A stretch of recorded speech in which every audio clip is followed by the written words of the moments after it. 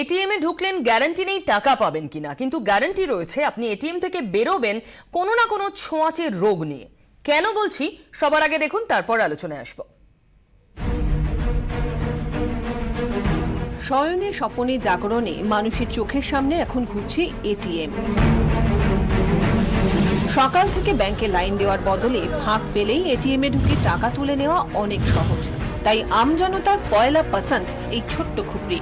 কিন্তু কে জানতো বিপদ লুকিয়ে এখানে?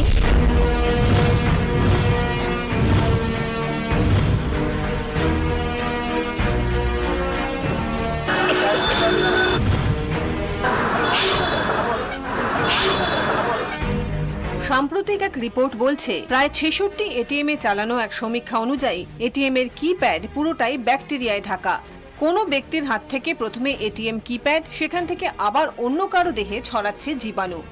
গবেষকরা যার খোঁজ সবচেয়ে বেশি পেয়েছেন তা হলো ল্যাকটিক অ্যাসিড ব্যাকটেরিয়া, যা মূলত পচনশীল গাছপালা বা দুধ ও তা থেকে তৈরি খাদ্য সামগ্রীতে মেলে।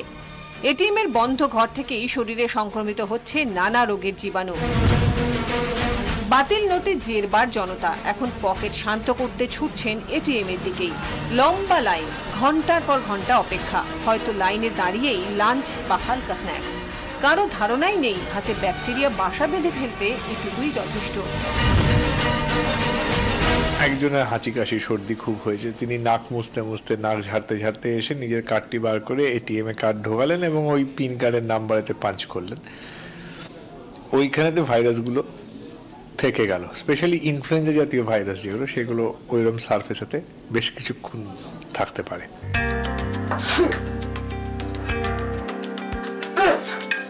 কাহিলেই ডাক্তারবাবু নিজেই এখন রোগীর সিটে। সরি, বুঝতেই পারছি না মন অবস্থা। এটিএম এ তো সুইপ করতে হয়, তার আগে ধরতে হয়। এবার হয়তো কেউ হয়তো রুমাল লাইনি, সে এত হাঁচি দিয়েছে, সে ওই নিয়ে এসছে। এবার ১০-১২ জন যদি ওই এফেক্টেড থাকে, তাতে এই সংক্রমণটা খুব তাড়াতাড়ি ছড়িয়ে পড়ে। কারণ আমরা কিন্তু আর কিছু না হোক হাতটা সঙ্গে সঙ্গে ধুই না। কিছু এটিএম কিপ্যাডে হদিশ মিলেছে টক্সোপ্লাজমা জীবাণু রোগ। ছোঁয়াচে রোগ টক্সোপ্লাজমোসিসের কারণ এই জীবাণু। সাধারণত এই রোগের আলাদা কোনো উপসর্গ দেখা যায় না, তবে জ্বর ভাব কাহিল করে দেয় রোগীকে। মূলত শিশু এবং রোগ প্রতিরোধ ক্ষমতা যাদের কম, সেই সমস্ত মানুষজনই এর শিকার। ব্যাংকের তরফে যদি একটা স্যানিটারি লিকুইড, ওখানে ওই স্যানিটাইজেশনের যে লিকুইডগুলো হয়, ক্লোরহেক্সিডিন জাতীয় যেগুলো, একটা লাগিয়ে রাখেন এবং ওটাকে রিফিল করার বন্দোবস্ত রাখেন, তাহলে সাধারণ মানুষ এটিএম ইউজ করে হাতটা ওয়াশ করে আসলো, বা এটিএম ইউজ করতে যাওয়ার আগে, যেটা আরো ভালো এবং সায়েন্টিফিক, যে এটিএম অ্যাক্সেস করার আগে আপনি হাতটাকে স্যানিটাইজ করে এটিএমটা ইউজ করলেন। বাঁচার পথ দেখিয়ে দিলেন ডাক্তার রাই। তবে ব্যবস্থা আর কেউ না করলে আপনা হাত জগন্নাথ, এ পথ তো আছেই। নিজের রক্ষার উপায় আছে নিজের কাছেই। ব্যুরো রিপোর্ট, ২৪ ঘন্টা। আপনি ভাবতে পারেন এ তো এটিএম, কেন যে কোনো জায়গাতে এইভাবে ছোঁয়াচে রোগ ছড়াতে পারে।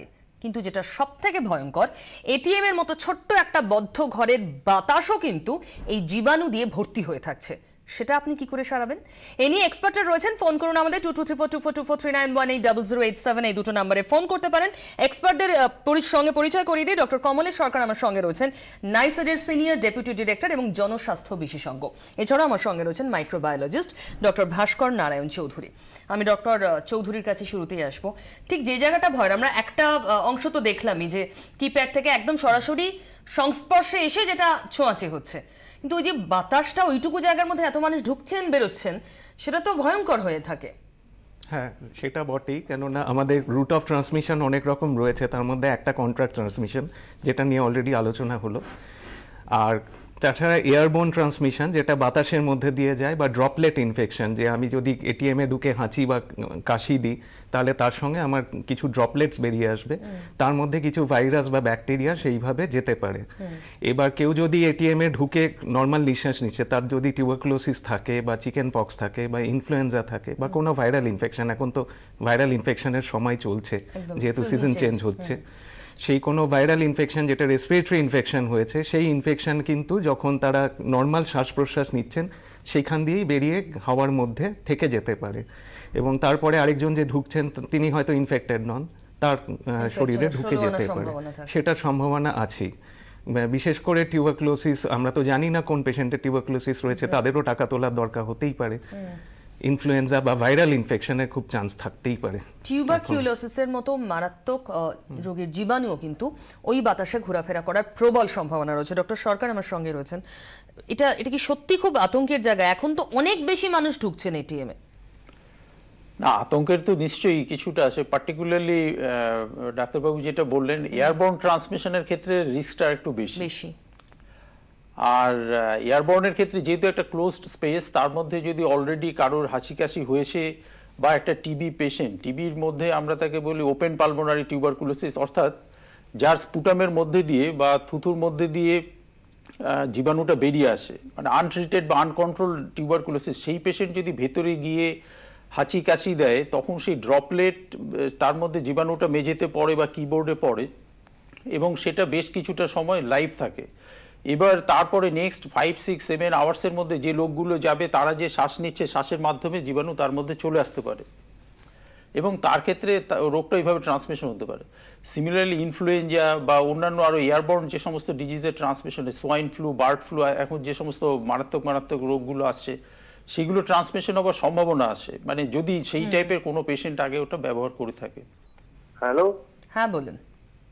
বলছি যে আপনাদের যে এটিএমটা যেটা বলছেন না, আচ্ছা নোটগুলো তো বিভিন্ন হাতে ছোঁয়াছুঁই হচ্ছে, তাতে কি জীবাণু বহন করতে পারে নাই? আপনি একবারে আসল জায়গাটায় পয়েন্ট আউট করেছেন। নোট থেকে কিভাবে? ওই নোট তো নিয়ে পকেটে রেখে দেওয়া, তার ধোবারও কোনো উপায় নেই। কি করবে ডক্টর সরকার? হ্যাঁ, আমি এটা বলছি, নোট আপনি দেখবেন এটা এটিএম প্লাস আপনি বাইরেও দেখবেন, বাজার পথে ঘাটে আমরা প্রায় দেখি বিভিন্ন লোক মুখের থুতু দিয়ে নোটগুলো গুনতে থাকে। অর্থাৎ একই নোট বিভিন্ন লোকের কাছে যতবার যায়, প্রচুর লোক তাদের থুতু ওগুলো লাগে। এখন এখান থেকে বাঁচবার উপায় হচ্ছে আপনি নিজের পার্সোনাল হাইজিনটা মেনটেন করবেন, কারণ সবাইকে হয়তো আপনি শেখাতে পারবেন বা নিজের খাবার আগে হাত ধুয়ে নেবেন, থালা বাসন ধোবেন, পরিষ্কার পরিচ্ছন্ন থাকবেন, আপনার রোগ হবে না। ঠিকই, সাবধানতা অনেকটাই বাঁচায় মানুষকে। আরো একজন প্রশ্ন করলেন যে এটিএম তো হরদম ব্যবহার করতে হয়, এখন যা দিনকাল তাতে এটিএম ছাড়া অন্য কোনো ভরসাই নেই। সেই জায়গায় দাঁড়িয়ে মানুষ করবেনটা কি? মানুষের পক্ষে তো গ্লাভস পরে বেরোনো সম্ভব নয়, আর সারাক্ষণ কেউ মাস্ক পরেও ঘুরবেন। একটা জিনিস করতে পারেন, হ্যান্ড স্যানিটাইজার পাওয়া যায়, যে কোনো ফার্মাসিউটিক্যাল ওষুধের দোকানেই পাওয়া যায়। হ্যান্ড স্যানিটাইজার একটা নিয়ে ক্যারি করে করতে পারেন। এটা আমরা সোয়াইন ফ্লু সিজনের সময় বলেছিলাম যে একটা হ্যান্ড স্যানিটাইজার, কেননা তখনও বাস ট্রাম সব কিছুতে চলাচল করার সময় সেখান থেকেও, মানে বাসের হ্যান্ডেল থেকেও ইনফেকশন হতে পারে, সেইটা একটা করতে পারেন। আর আরেকটা হচ্ছে মাস্ক পরা, সেটাও অনেকের পক্ষে সম্ভব নয়। মাস্কে এয়ারবোর্ন ট্রান্সমিশনটা কিছুটা প্রিভেন্ট করা যায়, তবে সব রকম বাজারে প্রচলিত মাস্ক কিন্তু এয়ারবোর্ন ট্রান্সমিশন প্রিভেন্ট করবে না। কিছু আছে মানে স্পেশাল টাইপের সার্জিক্যাল মাস্ক, সেগুলোই পরা উচিত। এইটা একটা হতে পারে বিশেষ মাস্ক। একটু গিয়ে নিজেকেই পরখ করে নিতে হবে যে একদম পাতি কোনটা আর কোনটা একটু ভালো দেখে নিতে হবে। কিন্তু একটা কথা বলে, আপনি বাসের কথা উল্লেখ করলেন, বাস সাধারণত এয়ারি, হ্যাঁ, কিন্তু এরকম একটা এনক্লোজ জায়গা, ছোট্ট 4টে দেওয়াল, বন্ধ সব সময়, সেখানে কি চান্সেস অনেক হাই থাকে? চান্সেস অনেক হাই থাকে। অ্যাকচুয়ালি হসপিটালে তো আমরা এখানে মানে এসি ফিটেড থাকে, এসিতে কিছুটা ফিল্ট্রেশন হচ্ছে, কিন্তু এই এসিগুলো তো আর হেপা ফিল্টার বা ওই ধরনের ফিল্টার থাকে না যে, এবং এয়ার এক্সচেঞ্জ যেটা খুব তাড়াতাড়ি হওয়ার কথা, মানে প্রত্যেক 3 মিনিটে একটা করে এয়ার এক্সচেঞ্জ হওয়া উচিত, সেটা তো এখানে হয় না। কাজে এখানে চান্স অফ ইনফেকশন, মানে ভাইরাস বা ব্যাকটেরিয়াগুলো থেকে যাওয়া লাইভ অবস্থায় অনেকটাই সম্ভব। ওদের জন্য আদর্শ জায়গা, মানে 2-3 ঘন্টা থাকতেই পারে, আরো বেশিও থাকতে পারে কিছু ক্ষেত্রে। আমি ডক্টর সরকারের কাছে জানতে চাইবো, এই সিজনটাই একটু এই ধরনের ভাইরাল ইনফেকশন হওয়ার সিজন, এই সময়ই এটিএম এর মধ্যে মানুষের বেশি প্রবেশ করতে হচ্ছে, তো সেটা কি কোথাও এই সিজনটার জন্য অনেক বেশি এটা ঠিক এটিএম গুলো প্রোন হয়ে যাচ্ছে? এই সিজন আমরা যখন দেখেছি যে গরম থেকে ঠান্ডা বা ঠান্ডা থেকে গরম, যে ওয়েদার যখন চেঞ্জ হয়, পার্টিকুলারলি গরম থেকে ঠান্ডার দিকে, এখন কিন্তু ভাইরাল ইনফেকশন বা এই ট্রানজিশন পিরিয়ড হবার সম্ভাবনা বেশি। সুতরাং এরকম সময় যদি ক্রাউডেড হয় কোনো কারণে এটিএম, এখন যে প্রেজেন্ট সিচুয়েশনে, সেখানে চান্সটা কিন্তু বেড়ে যায়। সেটাই, যে লোকগুলো লাইনে আছে সেখানে একজন লোকের যদি হাঁচি কাশি হয়, সে সেখানে ঢুকে ওইটাকে ভাইরাস দিয়ে ভর্তি করে দিল, তার পরবর্তী বেশ কিছু লোক কিন্তু তাতে এক্সপোজড হবে। ঠিকই, এবার যত লোক এক্সপোজড হবে, হয়তো সবার হবে না, কিন্তু তাদের মধ্যে কিছু লোকের কিন্তু হয়ে যাবে, তাদের চান্সটা অনেক বেড়ে যায়। ঠিকই, যাদের ইমিউনিটি পাওয়ারের উপর নির্ভর করছে। এবং একটা এটিএম এই সিজনে অনেক ক্ষেত্রে হয়ে থাকছে ব্যাকটেরিয়া এবং ভাইরাস দিয়ে ঠাসা, যেটা বাইরেও হয়তো ওই ব্যাকটেরিয়া ওই ভাইরাস রয়েছে, কিন্তু বাতাস খেলছে বলে সম্ভাবনা অনেক কম সেখান থেকে ইনফেক্টেড হওয়ার। এসি ঠিক মতন কাজ করছে না, বদ্ধ জায়গা, অনেক ব্যাংকই ছোট, সেইখানেও কিন্তু ইনফেকশন ছড়াতে পারে। এবং আমরা এখন হাসপাতালে যেটা দেখছি যে কিছু ভাইরাল ইনফেকশন বেড়ে গেছে এখন, মানে এমনিতেই এই সিজনে বাড়ে, কিন্তু এইবার আমরা ভাইরাল ইনফেকশন বেশি পাচ্ছি, বিশেষ করে রেসপিরেটরি ইনফেকশন। সেটা হতে পারে, এটা একটা কারণ, সেটা আমরা খতিয়ে এখনো দেখিনি যে কি কারণ, কিন্তু হতে পারে এটা একটা। তাও কি রকম রেশিওতে বেড়েছে অন্যান্য বছরের থেকে এবার অনেক বেশি পাচ্ছি, বিশেষ করে ফ্যারিনজাইটিস কেসেস, ভাইরাল ফ্যারিনজাইটিস বা কনজাংটিভাইটিস বা এই ধরনের ইনফেকশনগুলো এইবারে কিন্তু বেশি হচ্ছে তুলনামূলকভাবে। রেশিওটা বলা মুশকিল, কিন্তু আমরা বেশি পাচ্ছি গতবারের তুলনায়। ডক্টর সরকারের কাছে জানতে চাইবো, ধরুন এটিএম এ যতজন ঢুকছেন প্রত্যেকেই ইনফেক্টেড হচ্ছেন এরকমটাও তো নয়, কিছু লোক তো সুস্থভাবে বেরোচ্ছেন এবং থাকছেন, আবার এটিএম এ যাচ্ছেন, তো তাদের চান্সেস কতটা যাদের তুলনায় ইমিউনিটি পাওয়ার বেশি? এটা আমি বলছি, এটা ভয় পাবার কিছু নেই। তার কারণ হচ্ছে আমরা প্রতিনিয়ত কিছু না কিছু রিস্কের মধ্যে আসি। আমি এটিএম ব্যবহার করলাম না, ধরুন ট্রেনে, ট্রামে, বাসের হাতল ধরছি, ট্রেনের হাতল ধরছি, প্রচুর ক্রাউডেড লোক, কিন্তু দেখবেন বেশিরভাগ লোকেরই কিছু হচ্ছে না। তার কারণ হচ্ছে কতগুলো ব্যাপার, সেটা হচ্ছে ডোজ অফ ইনফেকশন। আমি যদি কলেরার প্রসঙ্গে আসি, আমি জাস্ট 10টা কলেরার জীবাণু খেয়ে ফেললেই কিন্তু আমার আগামীকাল কলেরা হবে না। তার কারণ হচ্ছে আমার ভেতরে বডির একটা বডি ইমিউনিটি থাকে, সেটা দিয়ে আমি আমার কলেরার জীবাণুকে তার ওভারকাম করে ফেলবো। কিন্তু হয়তো দেখবেন 100টা লোক যদি ওই সমপরিমাণ জীবাণু খেলো, তার মধ্যে তো 2-4 জনের হয়ে যাবে। সুতরাং কোন জীবাণু সেটা তো নিজে বোঝা সম্ভব না, নিজে বোঝা সম্ভব না। সেই জন্য আপনাকে পার্সোনাল হাইজিন বা পরিষ্কার পরিচ্ছন্নতা এটা মেনটেন করতে হবে। খাবার আগে ভালো করে হাত সাবান দিয়ে ধোবেন, থালা বাসন ঠিকঠাক মতো ধোবেন, খাবারে যেন মাছি টাছি না পড়ে, এইগুলো করলে আপনার কোনো অসুবিধা হবে না। একটা ছোট্ট বিরতি, এক্ষুনি ফিরে আসছে।